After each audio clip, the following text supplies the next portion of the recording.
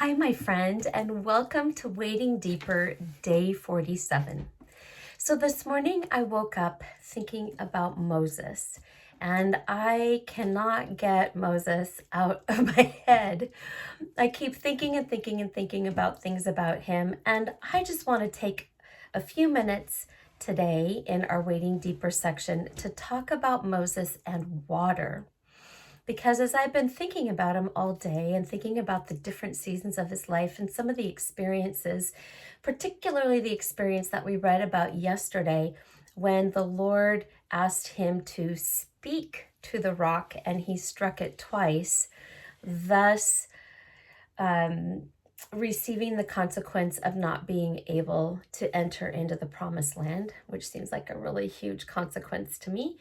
I've been thinking a lot about how much water played a significant role in his life. And so I wanted to just talk a little bit about that today and use this platform to just share some of my thoughts and ideas. So when I was kind of gathering my thoughts and writing things down, I was going back through Exodus and into Numbers and just looking at the significant roles that water played in his life. And before I sort of give you a little bit of a summary list of that, I just want to talk about the fact that there were 3 times. Well, okay, if you remember from yesterday in the reading, I don't think I was paying as close of attention as I should have when I read about the story about the rock, because I got to the end of it and I didn't remember reading that God told Moses to speak to the rock. So I just want to do a really quick recap of that and a review. So hang with me. Here we go. If we go back to Exodus 15, Moses has his first encounter with the Israelites complaining about a lack of water. And in my calculation and what I found in the Bible, there are 3 significant moments.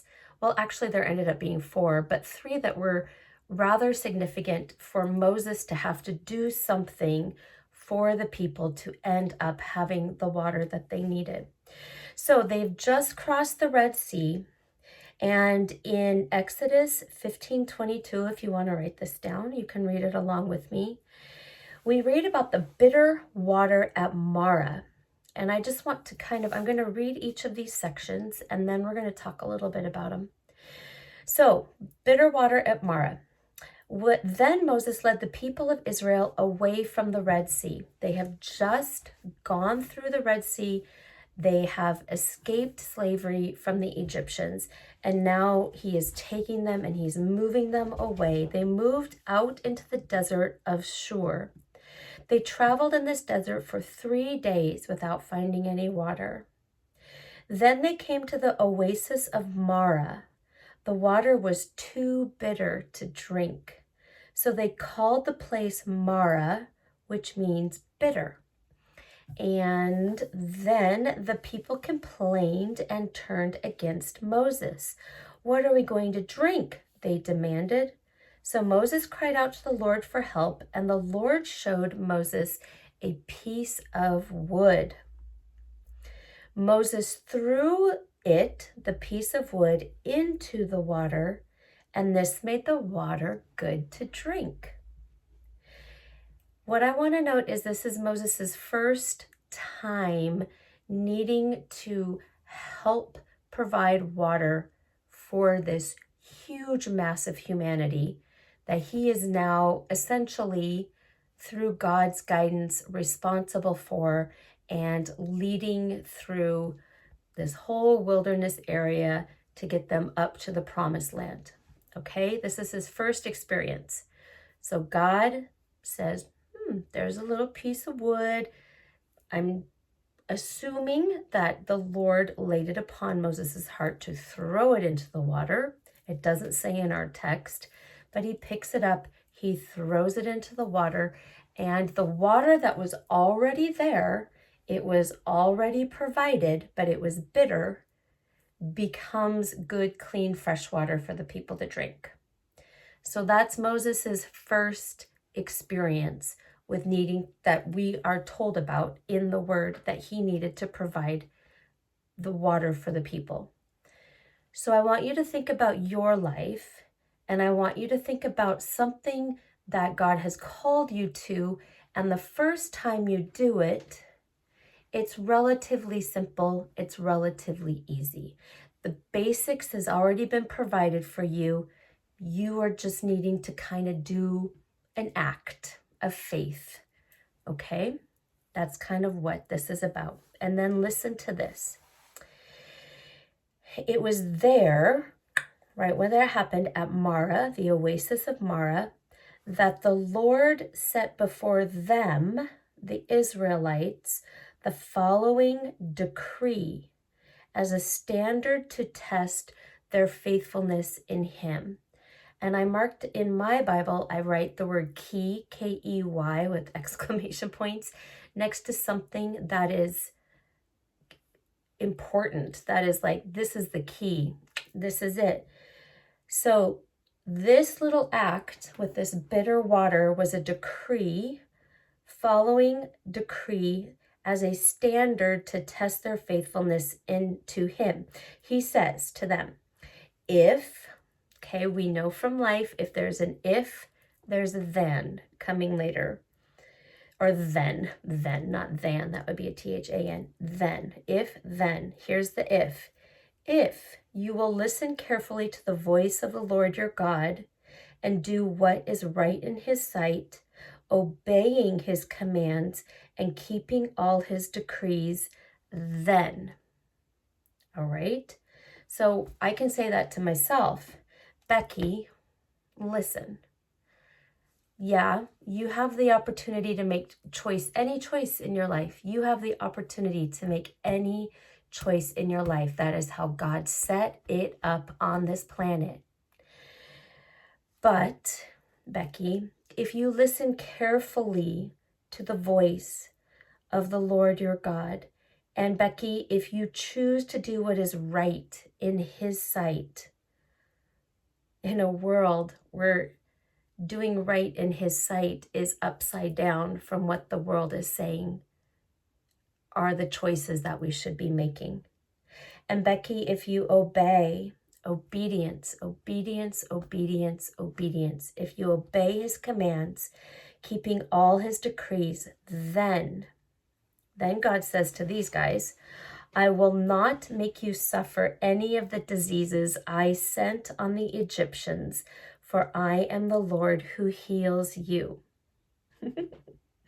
And I don't necessarily think that God is saying that to me, but there is definitely a then in my life. If I choose to keep my eyes on the Lord, doing what is right, listening to his voice, obeying his commands, keeping his decrees, then it is going to go well with me in my life. Obedience, surrender, obedience, surrender, obedience, surrender. After leaving Marah, the Israelites traveled on to the oasis of Elim. Now listen closely, friends. They leave Marah, where there was an act of faithfulness. A stick was thrown in the water was made good. Then they leave after God has told them, if you obey me, if you listen, if you surrender, then I am the Lord who heals you. I will provide. All of these things that happened to the Egyptians aren't going to happen to you. Then he also blesses them, where they found at the oasis of Elim 12 springs and 70 palm trees, and they camped there beside the water.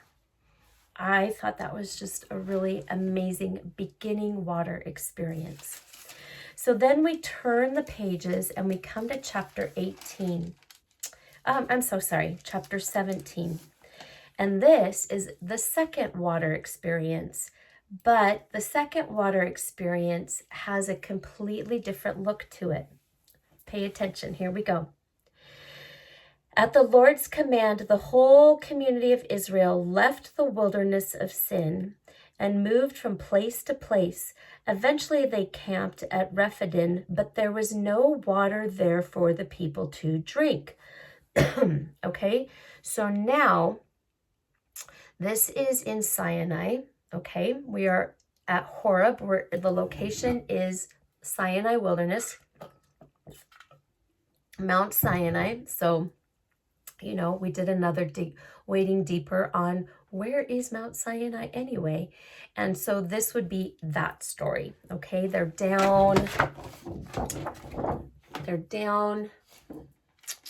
Well, this is where they think in current day Saudi Arabia, right here where this dot is, that is where they believe Mount Sinai is, because there's no like Mount Sinai, that there's these mountains in the Sinai wilderness, but it is potentially, it could be here somewhere, but there's a lot of evidence it's here.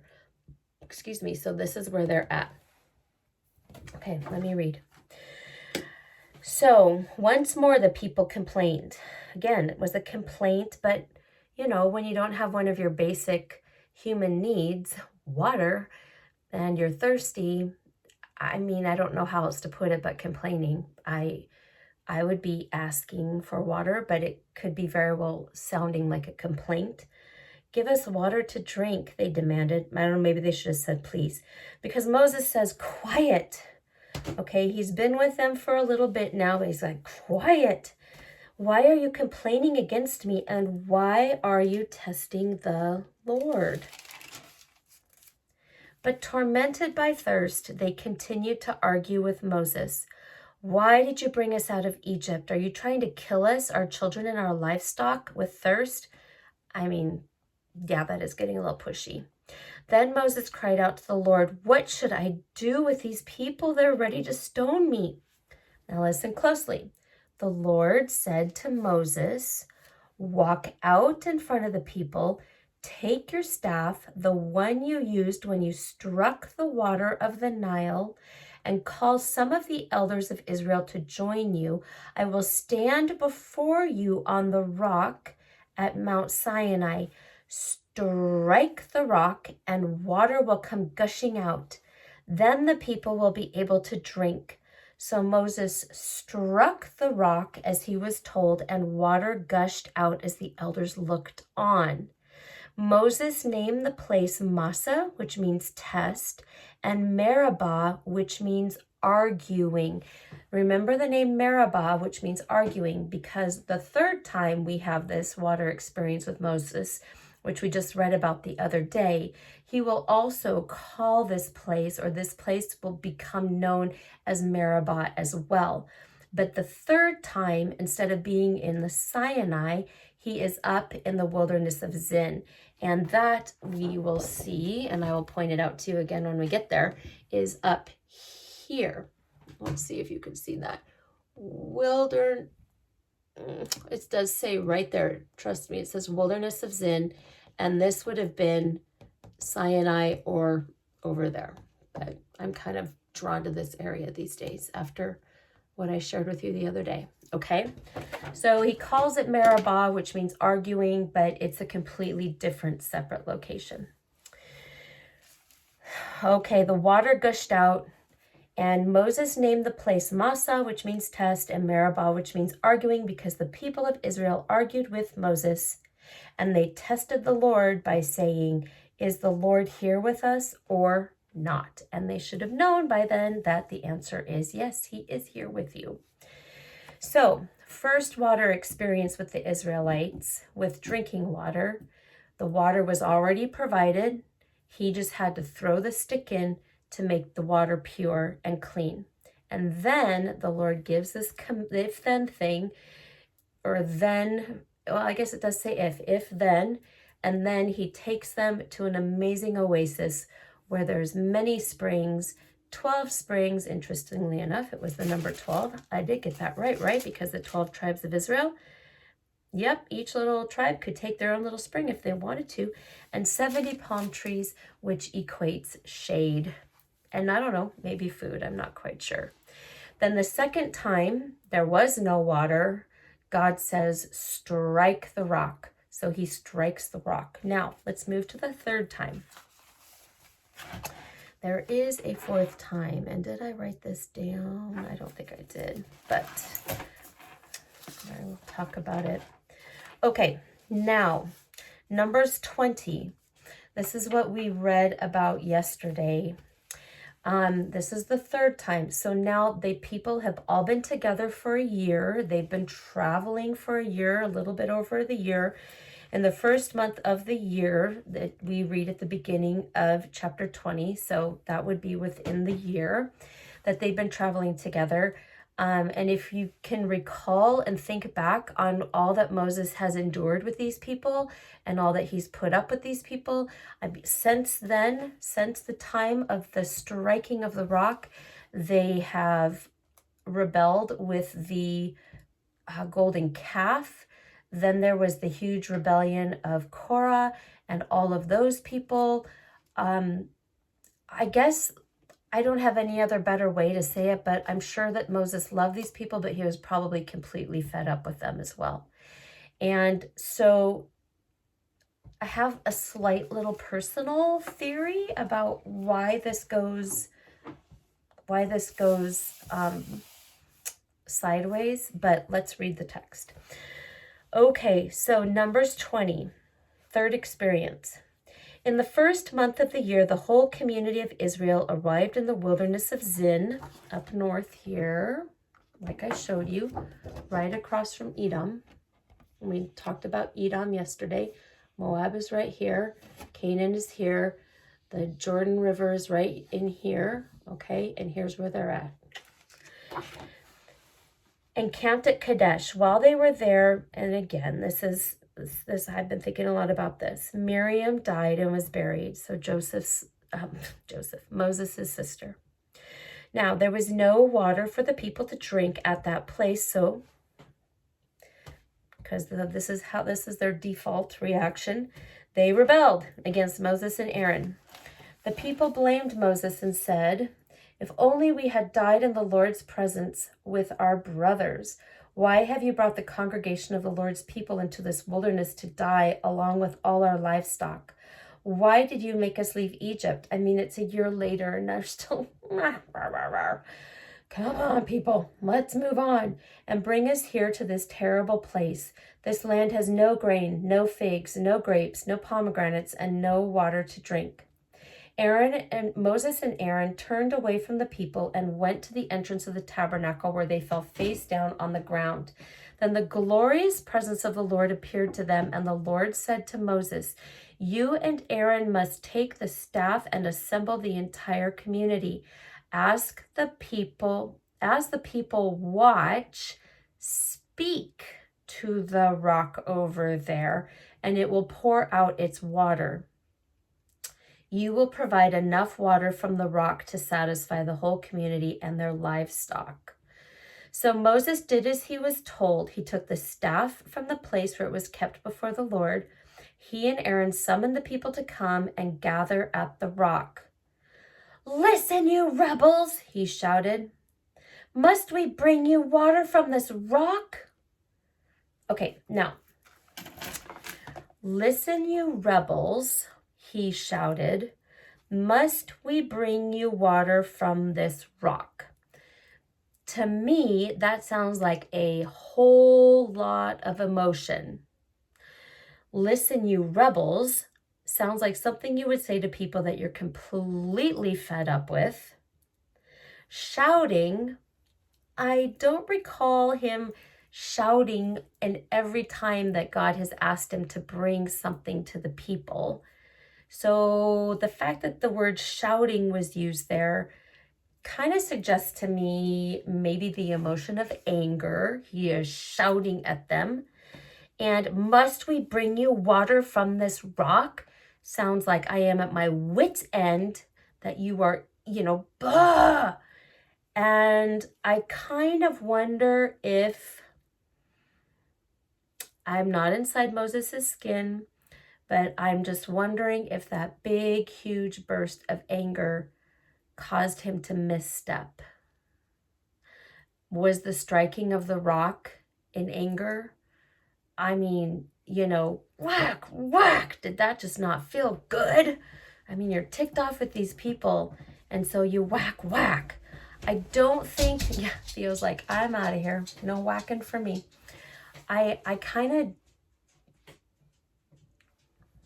I know that by this time Moses knows that details are very important to the Lord. He has seen his two nephews completely vaporized because they didn't adhere to the correct details of the incense burner. They burned the wrong things. So it's not like he doesn't know that the details and the obedience of following the details is an act of worship to the Lord, and the consequence of not doing so at this time in history is pretty catastrophic. He knows all of that. He's experienced it for a year, time and time again, with the people that he has been leading. But is this just a moment in time where he just has a lapse of judgment, where he is so much trauma and so much has happened in him that he just slips? This is a whoopsie. I don't read how he like then falls on his face and asks the Lord for forgiveness. Maybe he knew that as soon as he struck that rock and the water came forth, and then God says to him, because, I mean, like instantly, but the Lord said to Moses and Aaron, because you did not trust me enough to demonstrate my holiness to the people of Israel, you will not lead them into the land I am giving you. I mean, God does know our hearts, so that surprises me. That God would say, because you did not trust me enough to demonstrate my holiness to the people of Israel. When I read everything that we've read from Exodus, to me, it's like, well, if anyone trusted you, it was Moses. For the most part, I mean, like, the guy was only human, right? I don't know. It's just something that I've been thinking about. I mean, of all that he's been through, and then that one little moment of not being clear-minded, that one little moment of not keeping himself in check, that one little moment, you know, it's like a lot of things in life. Our whole entire future can, in 1 second, be completely altered due to a poor choice. Someone driving intoxicated and they crash into a car and things change instantly. Yeah, it was one of those moments. I feel for Moses. I mean, I really do. So let me wrap this up. Just think about this, okay? Just go there with me with this. Moses and water. Moses and water. Moses is a baby who's put into the water. He's put into the Nile River by his parents, Amram and Jochebed, to save his life. There's Moses's first experience that we know of with water. As a man, he is called to lead people and a nation through a sea of water. He is called to lead them through, like no one has ever done before or since, through water. Then he gets to this oasis of Mara and there's bitter water. Then he is called to strike a rock for water to come out in the Sinai wilderness. Then he is called to speak to the rock for water to come out in the wilderness of sin. And then in Numbers 21:16, Israel travels to a place called Beer, and God said, I will give the people water. Let me read that. This was interesting. From there, the Israelites traveled to Beer, which is the well where the Lord said to Moses, assemble the people and I will give them water. I'm not going to ask you to throw in a stick, strike a rock, or speak to a rock. Never again is Moses asked to do anything like that. And there the Israelites sang this song, Spring up, oh well. Okay, did you ever learn that? Spring up, oh well, splish, splash, splish, splash within my soul. They sing this song, Spring up, oh well. Yes, sing its praises. Sing of this well which princes dug, which are great leaders hollowed out with their scepters and staves. So finally, when I was thinking about Moses and his relationship with water, I think about the time where God takes him to the top of a mountain and he allows Moses to look across the Jordan River to see the land that the Lord is eventually going to give the people. But whereas Moses was placed in the river and survived, whereas Moses was asked to part the waters of the Red Sea, Moses is not allowed to cross this final body of water, this final passage of water, that in crossing the Jordan River to go into the promised land, because of the striking of the rock and because of the lack of faith of the people that God was going to give them the land. Anyway, I was just thinking, I don't know as if there's another person in the Bible that I can think of that has so many water experiences. So those are some of my thoughts on our man Moses today. I've got more thoughts I'm going to share later, but those are the ones you get today. Moses and water. Somebody Google what the name Moses means. I wonder if it has to do with something with water. All right, I'll see you in the reading. Talk to you later.